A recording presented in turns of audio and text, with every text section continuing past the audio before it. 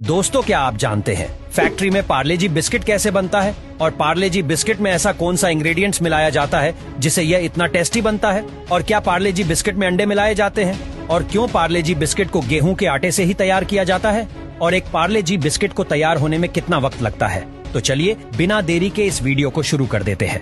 पार्ले जी biscuit बनाने का सबसे पहला स्टेप होता है रॉ मटेरियल को कलेक्ट करना। ये वही बेसिक सी चीजें होती हैं जिनसे बिस्कुट का स्वाद और क्वालिटी तय होता है। मैदा, चीनी, घी या तेल, दूध पाउडर, ग्लूकोज और कुछ सीक्रेट इंग्रेडिएंट्स। अब इन सारी चीजों को बड़े बड़े बैग में भरकर फैक्ट्री में लाते हैं। लेकिन मजे की बात ये है, यहाँ पर इन सभी इंग्रेडिएंट्स की जांच पड़ताल पूरी तरह फौजी शक्ति के रूप में होती है और अगर कहीं से जरा सी भी गड़बड़ी मिल गई ना तो पूरा बैग ही रिजेक्ट हो जाता है। इसका मतलब पार्ले जी वाले बिस्किट की क्वालिटी में कोई भी समझौता नहीं करते हैं।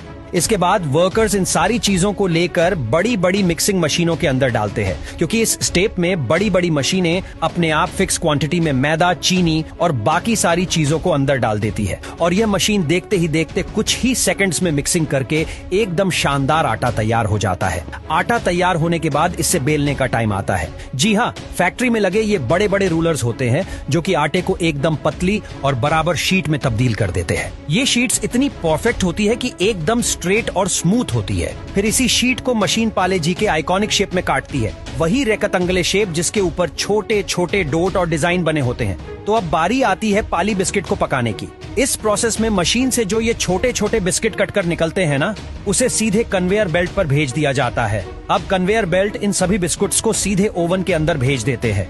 ये ओवन कोई छोटा मोटा ओवन नहीं है, ये तो इतना लंबा होता है कि इसे एक बार शुरू से अंत तक देखने में ही काफी वक्त लग जाए। यहाँ पर बिस्किट को करीब 200 से 260 डिग्री सेल्सियस के बीच तापमान पर पकाते हैं। इस ओवन में बिस्कुट को बहुत ही बारीकी से पकाता है, क्योंकि ओवन इतना गर्म होता है कि अगर गलत ही से आपका हाथ लग गया ना तो मिनटों में तंदूरी बन जाएगी। लेकिन सबसे मजेदार बात यह है कि बिस्किट को पकाने में सिर्फ 5 से 6 मिनटों का ही समय लगता है। जी हाँ, इतने कम समय में ये आटा एकदम गोल्डन ब्राउन खस्ता तैयार होकर बाहर को निकल आता है। ओवन के अंदर बिस्कुट का पूरा सफर भी एकदम शांति से होता है। कन्वेयर बेल्ट अब धीरे धीरे आगे बढ़ती रहती है और बिस्किट एक के बाद एक सही टेम्परेचर पर बेक होते रहते हैं और जब ये ओवन के दूसरे शोर से बाहर निकलता है ना, ये बिस्किट एकदम गर्मा गर्म होते हैं। अब यार, नॉर्मल सी बात है, गर्म बिस्किट को ठंडा तो करना ही पड़ेगा ना, क्योंकि गर्म गर्म बिस्किट को पैकेजिंग में डालना तो मुमकिन ही नहीं होगा। इसके लिए उन्हें लंबी लंबी कूलिंग बेल्ट्स पर रखा जाता है, जहां पर ठंडी हवा की मदद से बिस्किट का टेम्परेचर कम किया जाता है। ठंडा करने का प्रोसेस इसलिए भी जरूरी है क्योंकि अगर बिस्किट पूरी तरीके से ठंडे नहीं होंगे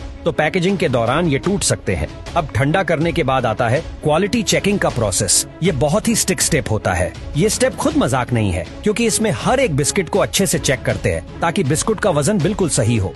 इसके साथ ही यह भी देखते हैं कि बिस्किट कहीं ज्यादा तो नहीं पक गया है या फिर कहीं टूट फूट तो नहीं गया है। हर एक बैच को ध्यान से चेक किया जाता है, जिससे हर बिस्किट हमारी उम्मीदों पर खरा उतरे। सब कुछ परफेक्ट मिलने के बाद अब आता है पैकेजिंग का स्टेप। भाई, ये तो मशीनों का कमाल है।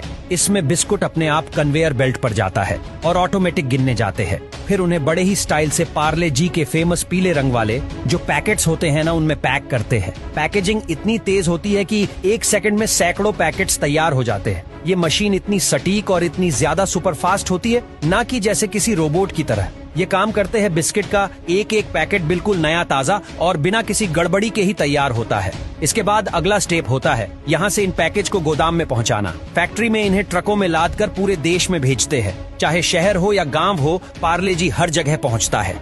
यही तो इसकी सबसे बड़ी खासियत है। ये बिल्कुल नहीं, सस्ता, स्वादिष्ट और हर किसी की पहुँच में होता है।